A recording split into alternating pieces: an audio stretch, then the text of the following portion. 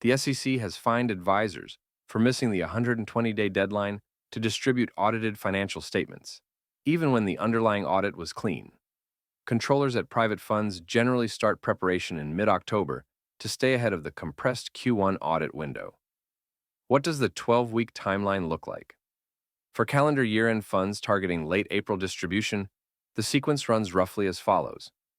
Weeks 12 to 10, mid-October through October. Schedule planning call with auditors to discuss timing, scope, and any new accounting standards. Request the PBC list, prepared by client, to identify documentation requirements.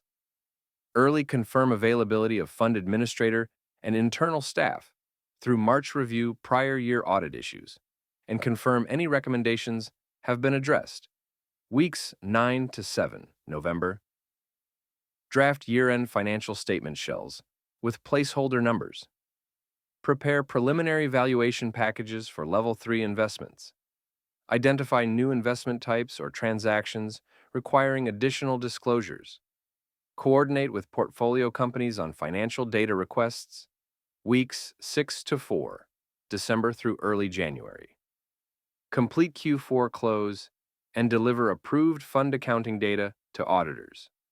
Finalize fair value measurements with supporting documentation, EBITDA multiples, DCF models, comparable transactions. Submit bank, broker, and capital account confirmations within the first week of January. Prepare schedule of management fees, organizational expenses, and related party transactions, weeks 3 to 1, January through February. Support audit fieldwork with timely responses to follow-up requests. Review first draft of financial statements for completeness. Clear outstanding audit items and management letter comments. Obtain required signatures and finalize distribution list. Where do funds fall behind? Valuation documentation causes the most delays. A private equity fund with 15 portfolio companies can spend weeks compiling supporting materials, particularly for holdings without recent financing events, where secondary valuation approaches become necessary.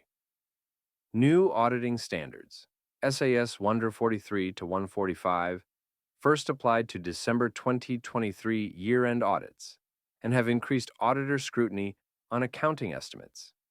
Controllers report fielding more questions about Level 3 inputs and the assumptions behind fair value measurements.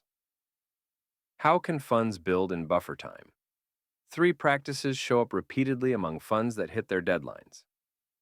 Designating a single point of contact for auditor communications. Holding weekly status calls once fieldwork begins. Drafting financial statement footnotes in Q4 rather than waiting for final numbers. Fund of funds structures get 180 days, but the extra time usually gets absorbed waiting for underlying fund audits to close.